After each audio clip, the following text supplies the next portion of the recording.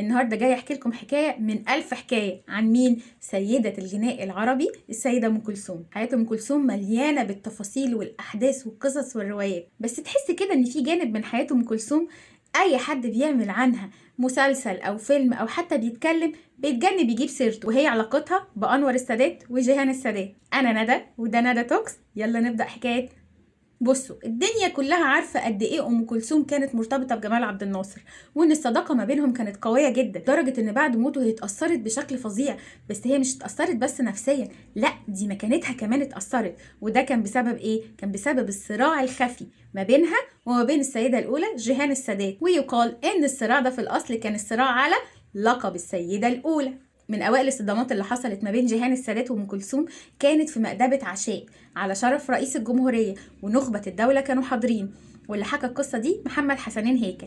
قال ايه؟ ام كلثوم ساعتها خدها العشم كده وقالت للسادات ايه؟ قالت له ايه؟ مبروك يا ابو الانوار بقيت الرئيس. ما ردش عليها السادات، واللي ردت جيهان السادات وقالت لها ايه؟ اسمه سيادة الرئيس. ساعتها ام كلثوم اتضايقت جدا وحست بغضب فظيع، بس اعتذرت وقامت وسابت العشاء. ما انكرش انه ما كانش المفروض ام كلثوم تكلم رئيس الجمهوريه بالطريقه دي، بس برضه يا جماعه احنا لازم نعذرها. ام كلثوم لما راحت علشان تتعالج في امريكا تحت اشراف قياده الثوره، عمل ايه عبد الناصر؟ بعت معاها وفد بقياده انور السادات لمرافقتها وتوديعها لحد سلم الطياره. لا ومش بس كده، ده الوفد ده ضرب لها التحيه العسكريه وهي طالعه الطياره.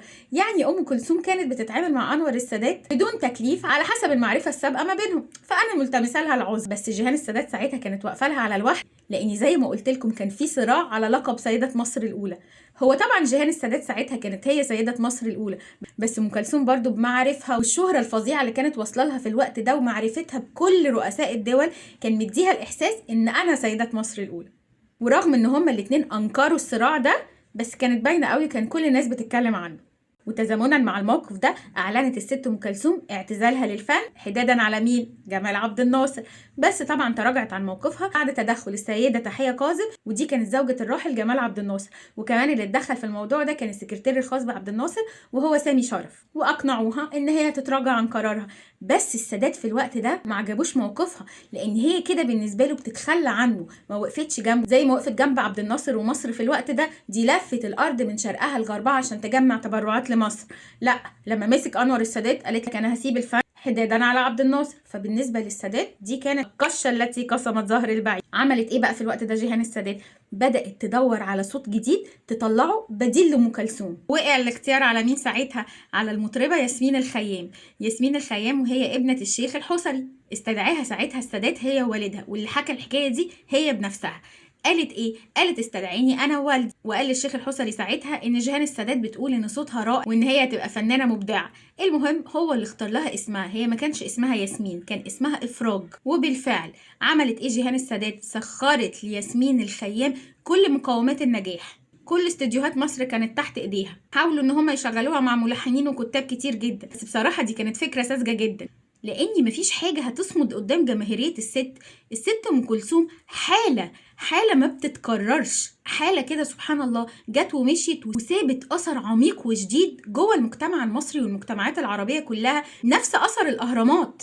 مش هطول عليكم، قولوا طولي. المهم جت بعد كده جيهان السادات وانور السادات خضعوا واستسلموا لجماهيريه الست. ان ياسمين الخيام ما عملتش صدى ولا اثر في المجتمع المصري زي ام كلثوم، بس فضلت جيهان السادات حاطه ام كلثوم في دماغها وبتحاربها من تحت لتحت. واللي قال الكلام ده ورواه الفنان الراحل سمير صبري، لدرجه ان هي منعت اغانيها في الاذاعه. في الوقت ده سمير صبري كان بيعمل برنامج مشهور جدا في الاذاعه المصريه، اسمه ايه؟ اسمه البرنامج الدولي.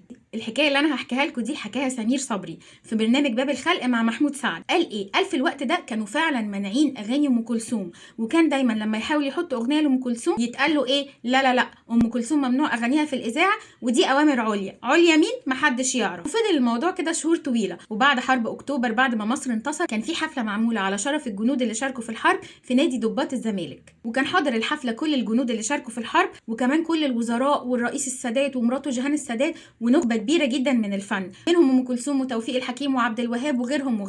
بيقول ايه بقى سمير صبري؟ بيقول ان هو علاقته كانت كويسه بجيهان السادات، وده كان بسبب ان هو عمل معاها لقاءات كتير، فقام سلم عليها ووطى عليها وقال لها ايه؟ هو ليه اغاني ام كلثوم ممنوعه من الاذاعه المصريه؟ بيقول اتخضت كده وراحت قالت له ايه؟ ام كلثوم اغانيها ممنوعه من الاذاعه المصريه؟ ازاي الكلام ده؟ وخدته وراحت لحد كرسي ام كلثوم، كانت قاعده في اخر الصف، سلمت عليها وبستها وحضنتها بحراره، وشاورت لحد من اللي معاها وقالت ايه انا عايزه وزير الاعلام دلوقتي. جالها الوزير وقالت له ازاي اغاني ام كلثوم تتمنع من الاذاعه المصريه؟ مين المسؤول عن الكلام ده؟ ام كلثوم دي الهرم الرابع لمصر، لو اغانيها ما اتسمعتش في الاذاعه المصريه هتتسمع في الاذاعه الاسرائيليه، لازم اغاني ام كلثوم ترجع للاذاعه المصريه. وخلص الموضوع على كده. وبعدها بشويه سمير صبري بيقول ايه، في مره من المرات جاله بقى تليفون غريب جدا. من مين؟ من السيده ام كلثوم. قالت له تعالى فيلتي النهارده الساعه 6. راح لها وهو مبسوط جدا، مش مصدق ان هو هيروح ويقعد معاها ويقابلها.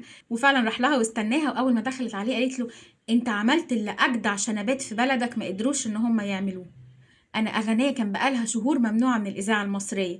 رد عليها سمير صبري قال لها ايه الكلام ده، اغانيكي ما تتمنعش وايه الكلام ده؟ قالت له كانت ممنوعه يا سمير. دي كانت القصه اللي حكاها سمير صبري، وده كان الملخص عن توتر العلاقات ما بين جيهان السادات والسيده ام كلثوم. على فكره جيهان السادات اتسالت اكتر من مره عن الموضوع ده، وفي كل مره كانت بتنفي وبتقول ما فيش اي مشكله بيني وبين ام كلثوم، ده احنا اصحاب وحبايب.